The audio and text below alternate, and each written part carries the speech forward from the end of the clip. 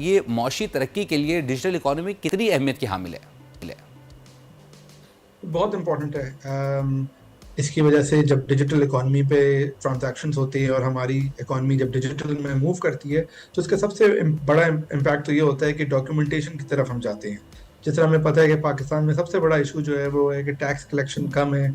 हमारी economy white economy में कम है, ब्लैक इकॉनमी बहुत ज़्यादा है, अनडॉक्यूमेंटेड ट्रांजैक्शन बहुत ज़्यादा है। तो डिजिटल में सारा इकॉनमी वाइट पे चली जाती है, तो डॉक्यूमेंट हो जाती है। दूसरा इसका फ़ायदा ये है कि इसमें ट्रांजैक्शन लॉसेस बड़े कम होते हैं, एफिशिएंसी बहुत ज़्यादा आ जाती है। तीसरा जब ये है कि जब आपके पास डेटा होता है कि लोग क्या यूज़ कर रहे हैं, कहाँ स्पेंडिंग कर रहे हैं, किसके पास कहाँ पैसा है, उससे आपको इकोनॉमिक पॉलिसी मेकिंग में बड़ा फ़ायदा होता है। चाइना ने खासतौर पे इसका बड़ा फ़ायदा उठाया है, उसकी वजह से अपनी इकोनॉमिक पॉलिसी मेकिंग में वो डेटा का बड़ा यूज़ किया है। तीसरा जो है, जब आप डिजिटल इकोनॉमी की तरफ जाते हो तो आपको लोगों को जो बेनिफिट्स देने हैं वो भी आप डायरेक्टली दे सकते हो। आपको पता है कि किसको किस चीज़ की ज़रूरत है और आपने जो बेनिफिट्स डायरेक्टली आप लोगों को दे सकते हो विदाउट इन्वॉल्विंग मिडलमैन। तो डिजिटल इकोनॉमी की वजह से करप्शन कम होती है, ट्रांसपेरेंसी ज़्यादा आती है, एफिशिएंसी ज़्यादा आती है और ओवरऑल इकोनॉमिक मैनेजमेंट किसी कंट्री की काफ़ी बेहतर इम्प्रूव हो जाती है।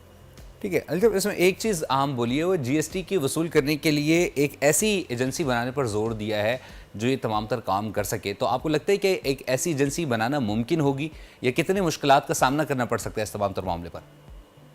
जी, बिल्कुल मुमकिन होगी। और पाकिस्तान में पिछले 10 सालों में डिजिटलाइजेशन के ऊपर काफ़ी ज़्यादा स्टेप्स हुए हैं। हमारा इंटरनेट 4G पे हम मूव किया, इंटरनेट में मोबाइल फ़ोन पेनिट्रेशन बहुत ज़्यादा इंक्रीज़ हुई, हर बंदे के पास आज स्मार्टफ़ोन्स है, स्मार्टफ़ोन की प्राइसेस कम हुई, टेलीकॉम की कंपनियाँ आई, तो उसमें कॉम्पिटिशन की वजह से प्राइस डेटा की जो प्राइस है वो बहुत कम हो गई।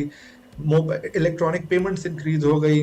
फिर नादरा का कार्ड जो है वो एक ऐसा मॉडल है जिसके पास सब लोगों के पास आईडी कार्ड से आइडेंटिफिकेशन लिंक्ड हो सकती है। तो हमारे पास जो रिक्वायरमेंट्स है for making such a entity, they are already there. Satellite का डेटा भी हमारे पास है। तो अगर इन सारी की सारी चीज़ों को एक तरफ एक जगह पे इकट्ठा किया जाए और सारे टूल्स को, टेक्नोलॉजी के टूल्स जो इस वक्त हमारे पास मुयस्सर है, उसको हम यूज़ केयर करें, तो definitely we can improve our tax collection.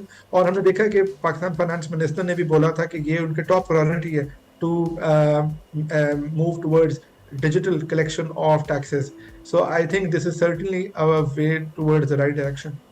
Ali साहब, आलमी बैंक का एक मुतालबा ये भी है कि builders, property dealers, real estate investment trust, इन तमाम तर के दरमियान जो तफरीक है वो ख़त्म होनी चाहिए। ये तफरीक क्या है, किस तरीके से नुकसानदेह साबित हो रही है?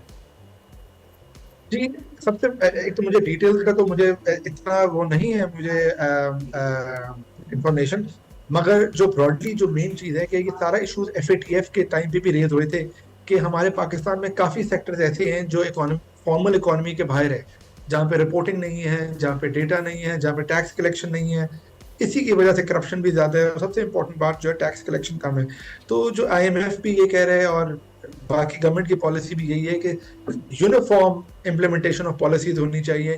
ये नहीं होना चाहिए कि कुछ सेक्टर्स के ऊपर तो आप डॉक्यूमेंटेशन करें और बाकी सेक्टर्स को आप खुला छोड़ दें, क्योंकि अगर इस तरह होगा तो फिर आप कुछ सेक्टर जो जहाँ से टैक्स कलेक्शन आ रही है उनको आप पीनलाइज कर रहे हैं और जो लोग डॉक्यूमेंटेशन के बाहर है उनको आप बिल्कुल खुला छोड़ रहे हैं। तो that is, I think that's what they are referring to, that there should be harmonised framework and implementation across all sectors of the economy. ठीक है, तो अली साहब, आप समझते हैं कि जो एमनेस्टी स्कीम बार बार लाई जाती थी, अब उसके लिए जो है वो दरवाजे बंद कर दिए गए हैं, क्योंकि बार बार सब्सिडीज़ भी दी जाती हैं, एमनेस्टी स्कीम्स भी लाई जाती हैं। आप क्या समझते हैं सवाल से? जी, आप बिल्कुल दुरुस्त कह रहे हैं कि IMF ने और FATF की वजह से भी एक एमनेस्टी स्कीम्स को डिस्करेज किया गया है।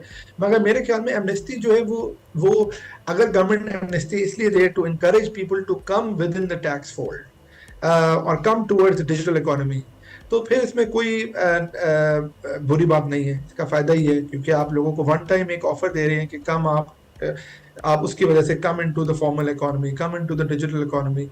So one of measures for amnesty have always helped Pakistan, and I'm sure कि अगर पाकिस्तान IMF से बात करेगा तो बिल्कुल दुरुस्त है कि IMF उस पर एग्री नहीं करता, मगर I'm sure that if we can show that credibly हम उस चीज़ को वन ऑफ ही रखेंगे और उसका फ़ायदा इकोनॉमी को होगा तो वो भी इसकी एग्जेम्पशन दे सकते हैं। एक चीज़ और इसमें अहम मेंशन है वो ये है कि क्या आप समझते हैं कि जो बार बार सब्सिडी दी जाती है पावर सेक्टर को, तो आईपीपीज़ से मुताल्लिक भी कहा गया है, तो आप क्या समझते हैं क्या जो सब्सिडी देने का मामला है उसको अब ख़त्म किया जाएगा, जो बोझ है वह आवाम पर मज़ीद बढ़ेगा? जी, ये एक ऐसा सवाल है जो पाकिस्तान की इकोनॉमी से साथ बड़े ही दहाइयों से रहा है कि हमने कई सेक्टर्स को सब्सिडी दी, पावर को दी, ऑटोज़ को दी कि ये इन इंडस्ट्रीज़ को हम सब्सिडी देंगे तो ये इंडस्ट्री मजबूत होंगी और जब मजबूत हो जाएंगी तो उसके बाद इनका फ़ायदा आवाम को होगा। मगर हमने देखा है कि उस सब्सिडीज़ का फ़ायदा आवाम को भी नहीं हुआ और ना ही उस सब्सिडीज़ का फ़ायदा उन कंपनीज़ को हुआ, क्योंकि वो कभी भी अपने पैरों पे खड़ी नहीं हो सकी। वो हमेशा से ही सब्सिडीज़ पे ही डिपेंडेंट रही। तो आईएमएफ का ये पॉइंट दुरुस्त है कि सब्सिडीज़ की वजह से ज़्यादातर हमने ये देखा है माज़ी में कि उसे डिस्टॉर्शन क्रिएट हुई है और कंपनीज़ ने उसका फ़ायदा नहीं उठा सकी, जबकि वो शॉर्ट टर्म भी नहीं रही। हुआ ये कि उन सब्सिडीज़ का फ़ायदा उठाकर वो उन कंपनी ने लॉबी किया कि उन सब्सिडीज़ को कभी ख़त्म ही ना किया जाए। तो ये एक अच्छा वक़्त है इस वक़्त हमारी इकोनॉमी के लिए, जब हम रिफ़ॉर्म्स कर रहे हैं, तो सब्सिडीज़ को ख़त्म किया जाए और मार्केट प्लेइंग फ़ील्ड दी जाए सबको कि आप कम्पीट करो, जो अच्छी कंपनीज़ होंगी वो तरक्की करेंगी, अगर नहीं अच्छी होंगी तो वो फ़ेल कर जाएँगी। अच्छा अल साहब, इसमें एक आम चीज़ ये है कि इससे पहले भी हमारे नुमाइंदे ने ताजर दोस्त स्कीम से मुताल्लिक एक ताजर से बात की। उसने कहा कि जिस तरीके से इकदाम किए जा रहे हैं तो वो बहुत मुश्किल है। अगर ये ताजर दोस्त स्कीम है तो उसे ताजर दोस्त स्कीम होना चाहिए। तो मज़ीद क्या सैंक्शंस लगने वाली हैं ताजरों के ऊपर, ये सख्त फ़ैसले होने वाले हैं? आप क्या समझते हैं? क्या वज़ीर आज़म की जानिब से कहा कि 2 साल अभी हमारे लिए मज़ीद मुश्किल हैं, तो क्या सिर्फ 2 साल का सफ़र है या 10 साल का सफ़र है? जी, ये आपने पॉइंट अच्छा दुरुस्त रेज़ किया कि ताजिर प्रो ताजिर पॉलिसी है, ये ताजिर दोस्त है या कि नहीं है। मेरे ख़्याल में इस वक़्त जो है हमें पाकिस्तान दोस्ती की ज़रूरत है। ये हमें इस चीज़ से निकलना पड़ेगा कि ये ताजिर दोस्त है, कि बिज़नेसमैन दोस्त है। ये मुश्किल का हमारी इकोनॉमी में बड़ा मुश्किल वक़्त है। पूरी इकोनॉमी डिफ़ॉल्ट करने वाली थी। हम एक डिफ़ॉल्ट की सिचुएशन से निकल के आए हैं और वहाँ से हम स्टेबलाइज़ कर रहे हैं इकोनॉमी को।